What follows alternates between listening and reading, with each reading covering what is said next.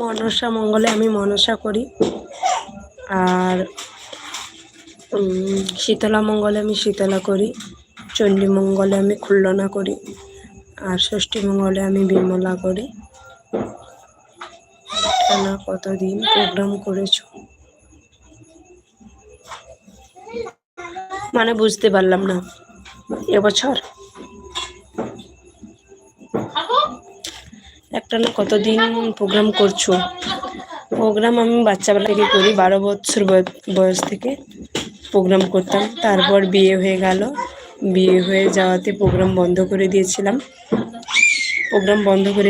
তারপর আমার মানে মেয়ে হলো, মেয়ে হওয়ার পরে মেয়ে 3 বছর 3.5 বছর হতে তারপর আবার প্রোগ্রাম আবার চালু করেছি।